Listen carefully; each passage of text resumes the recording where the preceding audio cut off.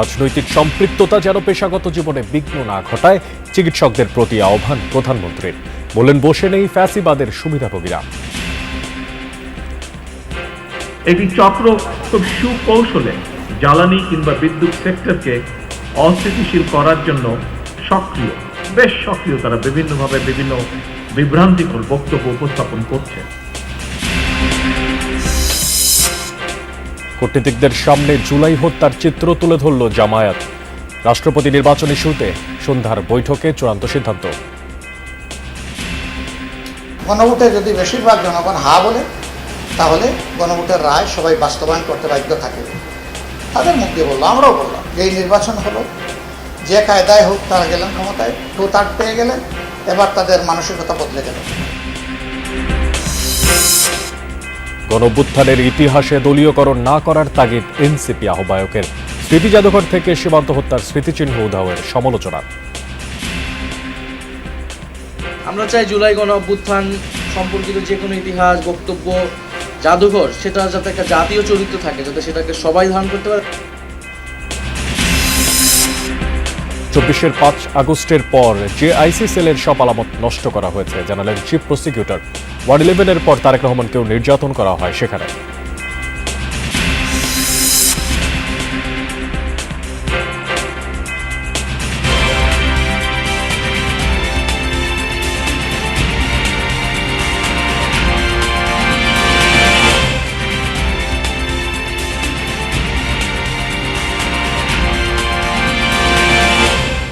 সবাইকে আমন্ত্রণ জানাচ্ছি যমুনা নিউজে। আপনাদের সঙ্গে আছি আমি মশিউর অনিক।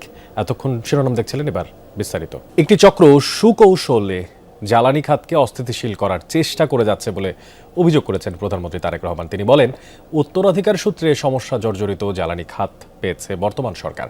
ট্যাবের প্রতিষ্ঠাবার্ষিকীর আয়োজনে প্রধানমন্ত্রী আরও বলেন, রাজনৈতিক সম্পৃক্ততার জন্য চিকিৎসা সেবায় যেন বিঘ্ন না ঘটে সেজন্য সতর্ক থাকতে হবে চিকিৎসকদের।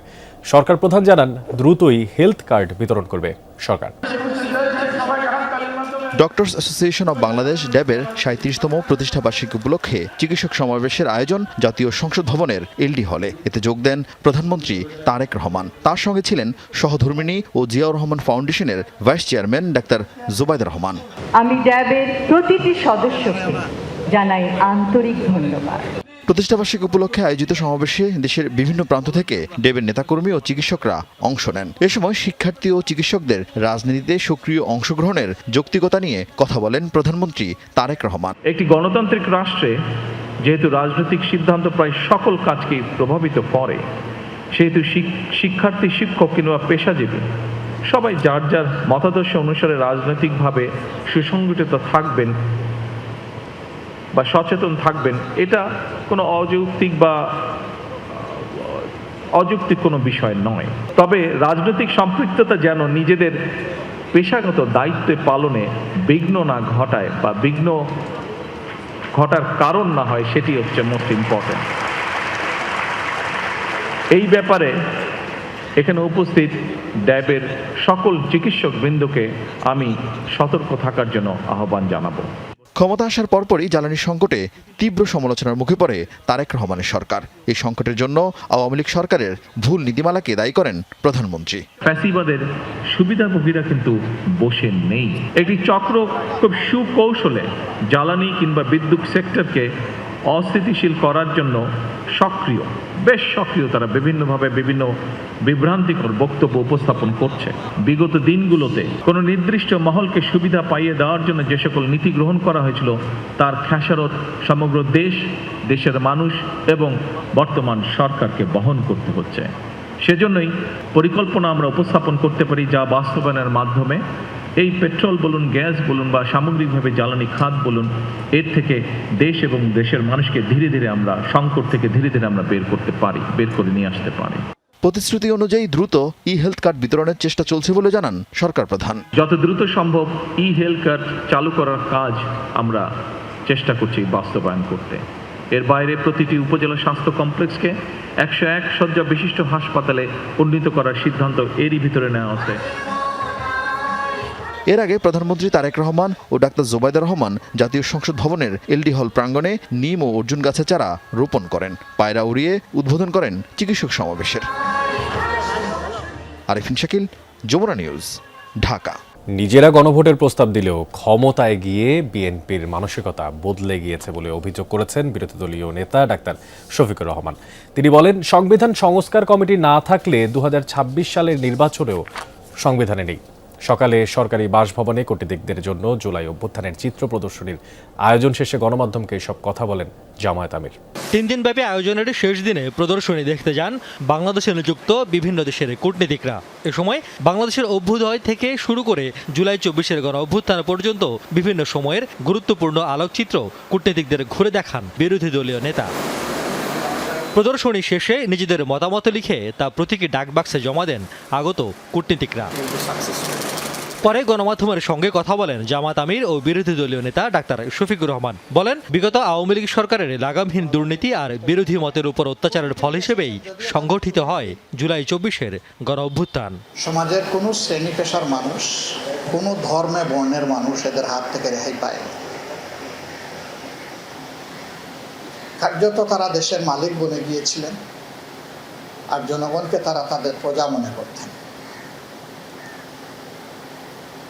বরঞ্চ কিছু কিছু দেশে যেখানে জনগণ প্রজা হিসেবে বিবেচিত হয়, তাদের সাথেও এত নিকৃষ্ট আচরণ করা হতো না যা নিজ দেশের মানুষের সাথে বিগত শাসক গোষ্ঠী আচরণ করেছে।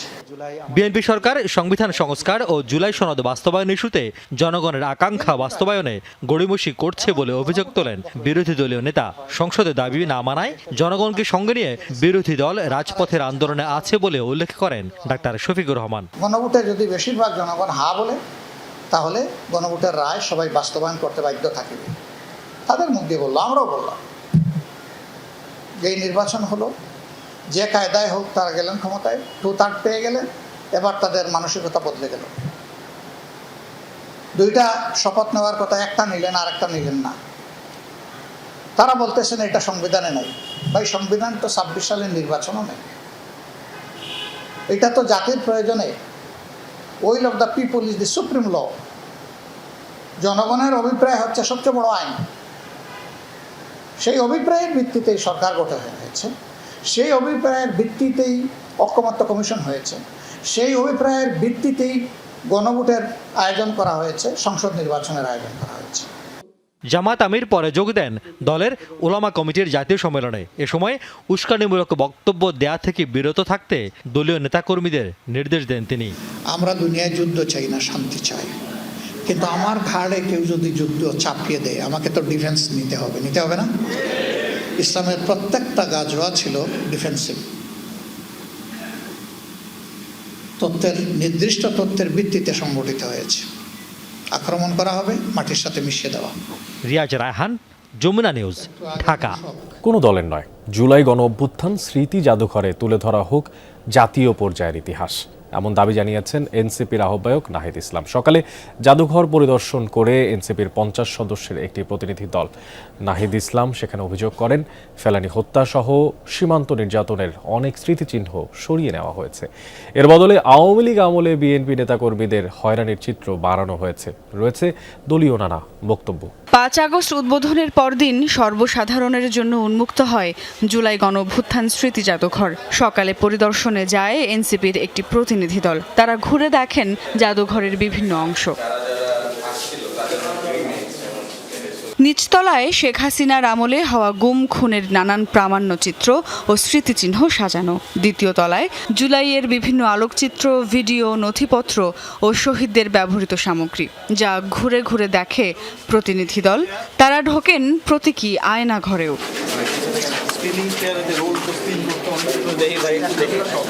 পরিদর্শন শেষে জাদুঘরের বেশ কিছু অসঙ্গতি তুলে ধরেন এনসিপির আহ্বায়ক নাহিদ ইসলাম। বলেন, সীমান্ত হত্যা আর ফেলানির স্মৃতিচিহ্ন ছিল জাদুঘরে, যেগুলো সরিয়ে ফেলা হয়েছে। এর পরিবর্তে বেড়েছে বিএনপির নির্যাতনের শিকার নেতাকর্মীদের স্মৃতি। এই সময় জুলাই জাদুঘরকে কোনো দলীয় নিদর্শন না বানানোর আহ্বান জানান তিনি। সীমান্তে আমাদের যে সকল ভাই বোনেরা হত্যাকাণ্ডের শিকার হয়েছে বিএসএফ ভারতীয় বাহিনী দ্বারা, প্রায় তাদের একটা তালিকা ছিল, ফেলানির একটা ভাস্কর্য ছিল, সেই জিনিসগুলো সরিয়ে ফেলা হয়েছে। আমরা যখন এবার ছিলাম তখনও গত 16 বছরের বিষয়গুলো দেখানো হয়েছে। সেখানে বিএনপির যিনি নির্যাতিত হয়েছে তারা দল হিসেবে সেগুলোর কন্টেন্ট ছিল, সেই কন্টেন্টগুলো এবার বৃদ্ধি করা হয়েছে, বাড়ানো হয়েছে। আমরা চাই জুলাই গণ অভ্যুত্থান সম্পর্কিত যে কোনো ইতিহাস, বক্তব্য, জাদুঘর সেটা যাতে একটা জাতীয় চরিত্র থাকে, যাতে সেটাকে সবাই ধারণ করতে পারে। জাদুঘরে লোকবল সংকট নিয়েও কথা বলেন বিরোধী দলীয় চিফ হুইপ। এটিকে স্বায়ত্তশাসিত হিসেবে স্বীকৃতি দিয়ে কমপক্ষে 200 কর্মী নিয়োগেরও দাবি তোলেন নাহিদ ইসলাম। জুলাই স্পিরিটকে ধারণ করে সেই ধরনের লোকদেরকে দিয়েই এই জাদুঘর পরিচালনা করতে হবে, বিশেষজ্ঞ লোকদেরকে দিয়ে।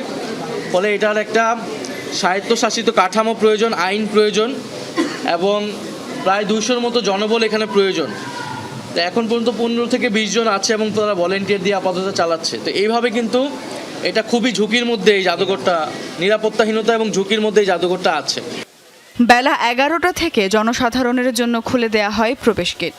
নারী পুরুষ নির্বিশেষে সব বয়সীরা ঘুরে দেখেন জুলাই স্মৃতি জাদুঘর।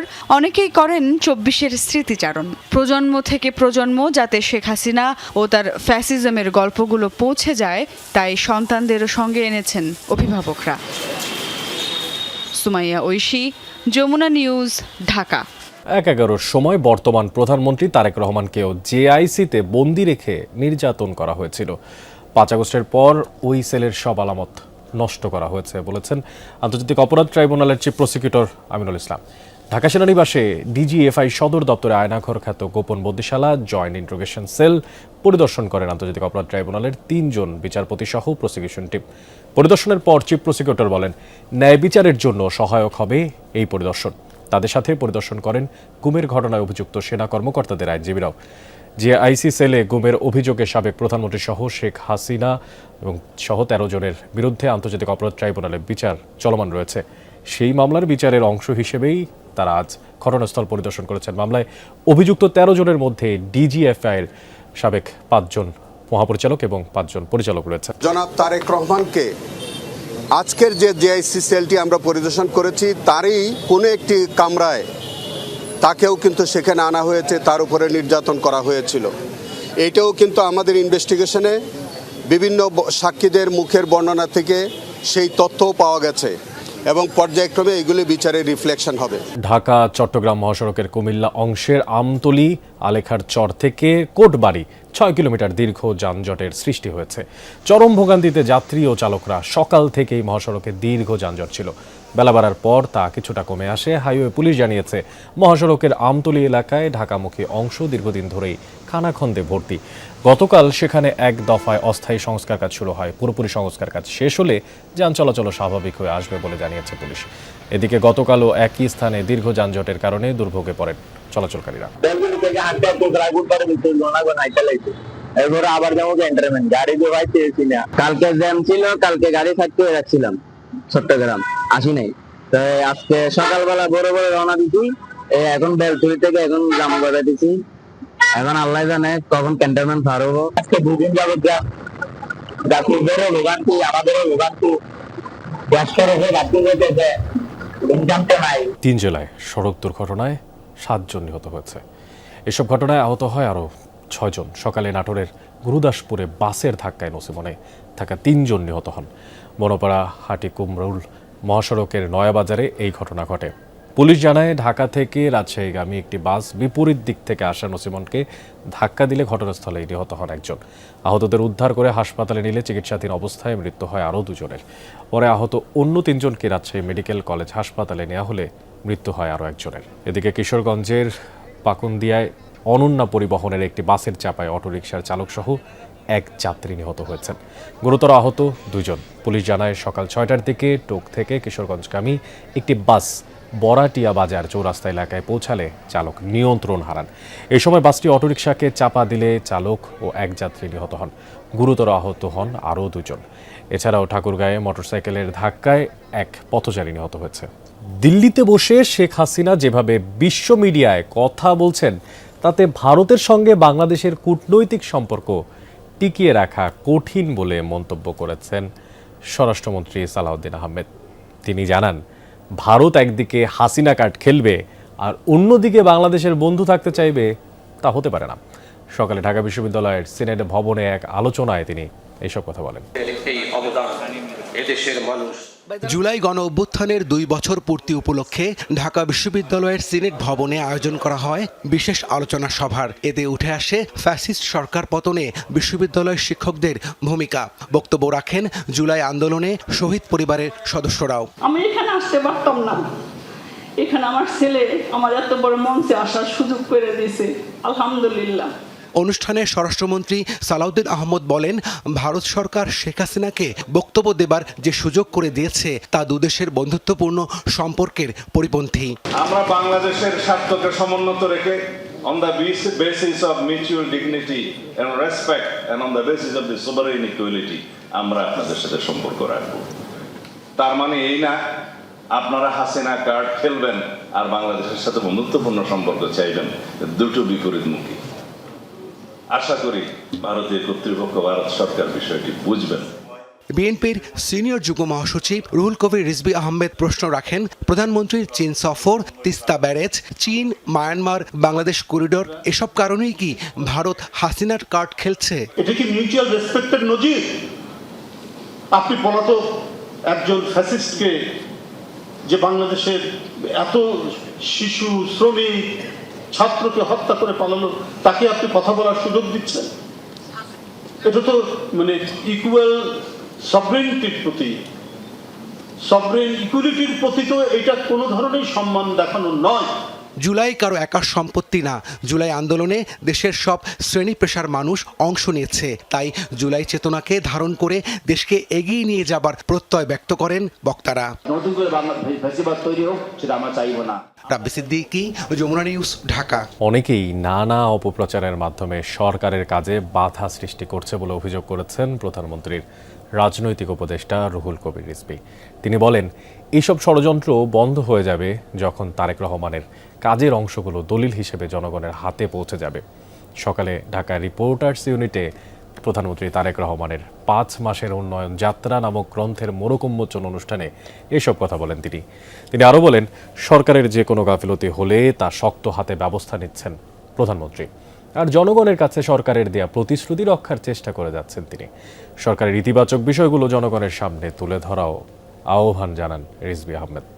যারা এই সরকারকে নানাভাবে তার কাজে বাধা প্রদান করছে, তাদের সেই মানে সম্মিলিত প্রচেষ্টা ব্যর্থ হবে যদি সত্যিকার অর্থে তার যে কর্মকাণ্ড এবং তিনি যে জনগণের কাজের প্রতি নিবেদিত, সেটা ডাটা স্ট্যাটিস্টিক্স সহ কোন গ্রন্থ রচিত হলে সেটা একটি দলিল হিসাবে সবার হাতে থাকবে। সারা দেশের সকল সিন্ডিকেট ভেঙে প্রান্তিক কৃষক যেন লাভবান হয়, সেই উদ্যোগ গ্রহণ করবে সরকার, এমনটাই বলেছেন আইনমন্ত্রী মোহাম্মদ আসাদুজ্জামান। সকালে ঝিনাইদহের শৈলকুপায় পাট ও পেঁয়াজ বাজার পরিদর্শন করেন তিনি। এই সময় মন্ত্রী বলেন, পণ্যের কৃত্রিম সংকটের পেছনে দায়ী মজুতদাররা। 1974 সালের বিশেষ ক্ষমতায়ন অনুসারে মজুতদারদের জন্য শাস্তির বিধান আছে, তাও আবার সর্বোচ্চ শাস্তি মৃত্যুদণ্ড। তাই যারাই পণ্য মজুত করে কৃত্রিম সংকটের সাথে জড়িত তাদের সতর্ক থাকার আহ্বান জানান মন্ত্রী। কৃত্রিম সংকটে এক ধরনের ধরেন মজুতদারি, এই মজুতদারির বিরুদ্ধে আইন আছে এবং যারা মজুতদারি করে, আপনাদের অবগতির জন্য জানাচ্ছি, 1974 সালের বিশেষ ক্ষমতা আইন যেটা করে দিয়ে গেছে, সেখানে মজুতদারের সর্বোচ্চ শাস্তি মৃত্যুদণ্ড। শুধু যারা মজুতদারি করবেন তারা ভেবে চিন্তা করবেন। রাজুকের পরিদর্শক ও ভবন মালিকরা যৌথভাবে অনিয়ম আর দুর্নীতির সাথে জড়িত, এমন মন্তব্য করেছেন রাজুক চেয়ারম্যান রিয়াজুল ইসলাম। তিনি জানান, তাদের বিরুদ্ধে ব্যবস্থা নেয় 240 জনের মধ্যে এখন কাজ করছেন মাত্র 135 জন ইন্সপেক্টর। জাতীয় প্রেস ক্লাবে ঢাকা ইউটিলিটি রিপোর্টার্স অ্যাসোসিয়েশন আয়োজিত সংলাপে এসব তথ্য তুলে ধরেন রাজুক চেয়ারম্যান। জানান, বাড়ি মালিকরা যথাযথভাবে ভবনের নকশা তৈরি করলে অনেকাংশে ভূমিকম্পের ক্ষতি প্রতিরোধ করা সম্ভব। ঘনবসতিপূর্ণ শহরে অল্প সংখ্যক লোকবল দিয়ে প্রতিনিয়ত চ্যালেঞ্জ নিয়ে কাজ করা হচ্ছে। এই সময় অনুষ্ঠানে বক্তারা বলেন, একটি নিরাপদ ভবন ভূমিকম্পের ক্ষতি কমিয়ে আনতে পারে। ভবন নির্মাণের সময় আইন মানার তাগিদ দেন তারা। পৃথিবীর কোন দেশে এইভাবে পুলিশিং করে বাড়িঘর তৈরি করা হয় সম্ভব? এত সেক্টর, আপনি কোন সেক্টরে যাবেন? মানে এই মানে এই যে কি বলে সংস্কার যদি বলেন, এই সংস্কারের সেক্টরগুলো রাজুকের জন্য কত বিস্তার, সেটা আমাকে করতে হচ্ছে। 2020 থেকে 2026 সালের জুলাই পর্যন্ত 7.5 বছরে দেশে 16,065টি মোটরসাইকেল দুর্ঘটনায় 15,712 জন নিহত হয়েছেন, আহত হয়েছেন 14,143 জন। রোড সেফটি ফাউন্ডেশনের প্রতিবেদনে উঠে এসেছে এমন চাঞ্চল্যকর তথ্য। নিহতদের বড় একটি অংশই কিশোর ও তরুণ। প্রতিবেদনে আরও বলা হয়েছে, মোটরসাইকেল দুর্ঘটনার 39.30% ঘটেছে ভারী যানবাহনের ধাক্কায়, আর 34.21% দুর্ঘটনা ঘটেছে মোটরসাইকেল নিয়ন্ত্রণ হারানোর কারণে। দুর্ঘটনায় আক্রান্তদের 58% বয়স 13 থেকে 35 বছর। প্রতিবেদন অনুযায়ী দুর্ঘটনার জন্য সবচেয়ে বেশি দায়ী পণ্যবাহী যানবাহন। রোড সেফটি ফাউন্ডেশন বলছে, বেপরোয়া চালানো, ট্রাফিক আইন না মানা ও দুর্বল আইন প্রয়োগে বাড়ছে মোটরসাইকেল দুর্ঘটনা। যমুনা গ্রুপের অন্যতম শিল্প প্রতিষ্ঠান পেগাসাস লেদার্স লিমিটেডের উদ্যোগে হোটেল রেডিসন ব্লুতে জাঁকজমকপূর্ণভাবে আয়োজনের মধ্য দিয়ে অনুষ্ঠিত হলো স্ট্র্যাটেজিক পার্টনার সামিট 2026। বেলা 12টায় শুরু হওয়া সামিটে অংশ নেন দেশের শীর্ষস্থানীয় ফুটওয়্যার ব্র্যান্ড বাটা, অ্যাপেক্স, লোটো ও জাম্পের প্রতিনিধিরা। একই সঙ্গে ফার্নিচার শিল্পের প্রতিনিধিত্ব করেন অটোবি, পার্টেক্স ব্রাদার্স ও হাতিল সহ দেশের প্রথম সারির বিভিন্ন প্রতিষ্ঠানের প্রতিনিধিরা। অনুষ্ঠানে ব্যবসায়িক পার্টনাররা প্রযুক্তি নির্ভর উৎপাদন, উদ্ভাবন এবং যৌথ উদ্যোগের মাধ্যমে বিশ্বমানের চামড়াজাত পণ্য, ফুটওয়্যার ও ফার্নিচার উৎপাদনে একই সঙ্গে কাজ করার প্রত্যয় ব্যক্ত করেন। এ সময় পেগাসাস লেদার্স লিমিটেডের জিএম জানান, ভবিষ্যতেও ব্যবসায়িক অংশীদারিত্বের সঙ্গে দীর্ঘমেয়াদী আস্থা, পারস্পরিক সহযোগিতা এবং টেকসই প্রবৃদ্ধির লক্ষ্যে এ ধরনের উদ্যোগ অব্যাহত থাকবে। বাংলাদেশের number 1 manufacturing leather, artificial leather brand Pegasus leathers. আমাদের পার্টনার্সদেরকে ইন্ডিভিজুয়ালি প্রোডাক্ট সাপোর্ট দেওয়া, এটা আমরা নিশ্চিত করেছি এবং এটা করে যাচ্ছি, এই ধারা অব্যাহত থাকবে। আপনাদের জন্য ইয়ারলি ইনসেন্টিভ এবং রেওয়ার্ড প্রোগ্রাম চালু করার ব্যবস্থা করা।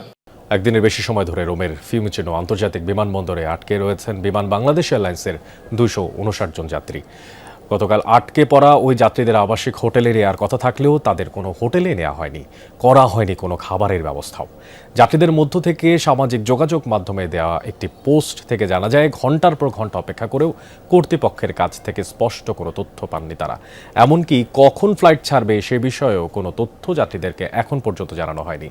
শুক্রবার ইতালির স্থানীয় সময় সকাল 7:20 দিকে নিয়মিত জ্বালানি নেওয়ার জন্য রোমে অবতরণের পর উড়োজাহাজটিতে প্রযুক্তিগত ত্রুটি ধরা পড়ে। ফলে বিমান বাংলাদেশ এয়ারলাইন্সের টরেন্টো ঢাকা রুটের ফ্লাইটটি রোম ফিউমিচিনো বিমানবন্দরে 7 ঘন্টারও বেশি সময় ধরে আটকে থাকে। সকাল 7:30 ইটালি টাইম রোমে বিমানবন্দরে যাত্রা বিরতি নেয় এবং সেইটা বিভিন্ন সময়ে বিভিন্ন ত্রুটির কথা বলে আমাদেরকে 8 ঘন্টা বিমানের মধ্যে অপেক্ষা করা। ঘন্টার পর ঘন্টা আমরা লাউঞ্জে তো জায়গা পাওয়া যায় না, নর্মাল ফ্লোরে ঘুমাচ্ছে মানুষ, আমরা বসে আছি। দর্শক, এই ছিল যমুনা নিউজ।